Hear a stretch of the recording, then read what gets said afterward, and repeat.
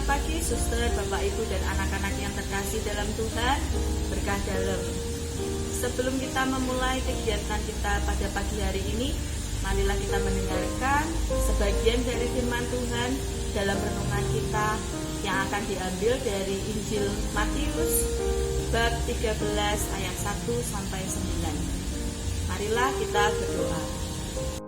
Dalam nama Bapa dan Putra dan Roh Kudus. Amin. Selamat pagi Tuhan Yesus. Terima kasih atas perlindungan-Mu dan berkat-Mu bagi kami semua. Sebentar lagi kami akan merenungkan kebenaran firman-Mu. Jadikan hati kami tanah subur agar benih firman-Mu dapat bertumbuh. Amin.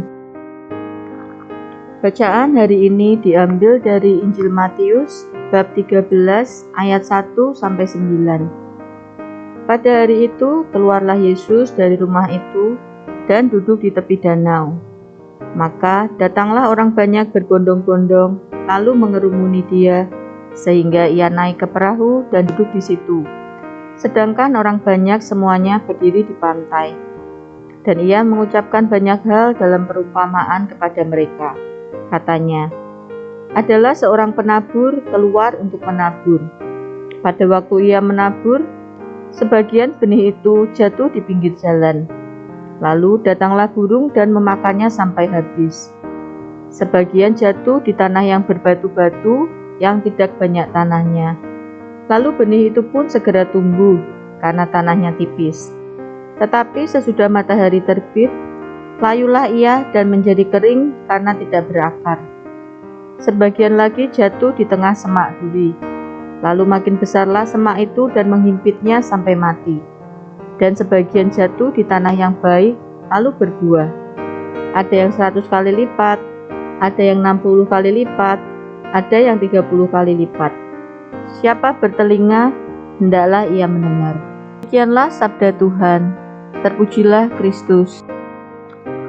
Penginjil Matius berhasil merekam sebuah peristiwa penting di mana Yesus keluar dari rumah di Kapernaum dan duduk di pantai Danau Galilea. Banyak orang datang kepadanya untuk mendengar perkataannya.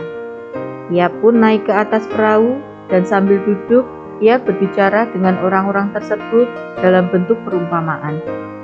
Dari atas perahu, Yesus tentu melihat daerah-daerah di pinggir danau yang sangat subur dan penuh dengan tanaman gandum. Maka ia berbicara dengan mereka dalam bentuk perumpamaan tentang pentingnya mendengar sabda. Ia memberi perumpamaan tentang seorang penabur yang menabur benih sesuai seleranya. Benih yang ditabur itu jatuh di tempat-tempat istimewa, yaitu pertama di pinggir jalan, sehingga burung-burung memakannya. Kedua, di tanah yang berbatu, tidak banyak tanahnya. Benih segera tumbuh karena tanahnya tipis, namun tumbuhan itu segera layu dan mati karena tidak berakar. Ketiga, semak berduri yang masih kecil, lama-kelamaan menjadi besar, menghimpitnya dan tanaman itu mati. Keempat, tanah yang baik, sehingga menghasilkan buah 100 kali lipat, 60 kali lipat, dan 30 kali lipat. Yesus mengakhiri perumpamaan dengan mengatakan, siapa yang bertelinga, hendaklah ia mendengar. Yesus tidak mengajar orang-orang di pinggir danau, tetapi berbicara atau menyampaikan banyak hal dalam bentuk perumpamaan. Inti pembicaraan Yesus adalah tentang mendesaknya kerajaan Allah. Artinya, kerajaan Allah sudah berada di tengah-tengah mereka. Maka mereka yang mendengar Yesus berbicara juga dengan sendirinya menerima kerajaan Allah yang sedang ia wartakan dan bertugas untuk mewartakannya. Namun demikian, Yesus sendiri menyadari bahwa sebagai seorang penabur ulung, benih yang tidak lain adalah semua perkataannya sebagai wujud nyata kerajaan Allah tidak akan menghasilkan buah yang berlimpah. Ada banyak kesulitan yang akan dialami, bahkan ia sendiri akan wafat di kayu salib. Namun dengan pengalaman Paskah itu, kerajaan Allah benar-benar menunjukkan kuasa dan keagungannya, serta menghasilkan buah yang berlimpah. Melalui perumpamaan ini, Yesus juga mengajak para murid untuk tidak pernah lelah atau takut mewartakan kerajaan Allah. Mereka harus tetap berharap pada kuasa Tuhan. Tuhanlah yang akan membantu mereka untuk berkarya dan melayani kerajaan-Nya, sehingga dapat menghasilkan buah yang berlimpah. Itu sebabnya pada akhir perikop Injil, Yesus berkata, "Siapa yang bertelinga, hendaklah ia mendengar." Satu hal yang dapat kita ambil sebagai bagian dari pengalaman rohani kita pada hari ini adalah kemampuan untuk mendengar. Tuhan sangat baik karena menciptakan dua telinga untuk mendengar dengan baik segala sesuatu di dalam hidup kita. Kita memang memiliki telinga sebagai anggota tubuh kita. Pikiran kita sendiri sebenarnya memiliki telinga. Bahkan hati kita sendiri memiliki telinga. Dalam bahasa Inggris, hati disebut heart. Dan kalau kita perhatikan, ada kata ear dalam kata heart yang berarti telinga. Apa artinya bagi kita? Ketika kita mendengar sabda Tuhan, tidaklah cukup kita mendengarnya sebagai bunyi atau arus ujaran yang menggetarkan telinga kita sehingga dapat mendengar, tetapi tidak mengertinya.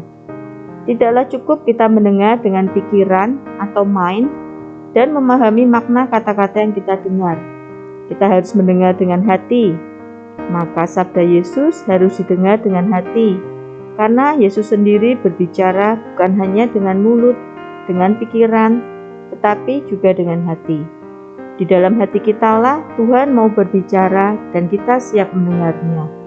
Kita dapat mendengar dengan hati kalau Roh Kudus menolong kita dan membuat kita mendengar dalam batin apa yang kita dengar dari luar. Maka kalau membaca kitab suci, pertama berdoalah kepada Allah Roh Kudus. Suster, Bapak, Ibu Guru, dan anak-anak yang terkasih dalam Kristus, sebelum kita menutup renungan kita pada pagi hari ini, marilah kita berdoa. Ya Allah Roh Kudus, bukalah hati kami untuk mendengar semua perkataan-Mu, ya Yesus Kristus, Putra Allah. Semoga sabda-Mu dapat menjadi pelita bagi langkah kaki kami. Amin. Dalam nama Bapa dan Putra dan Roh Kudus. Amin. Terima kasih. Berkah dalam.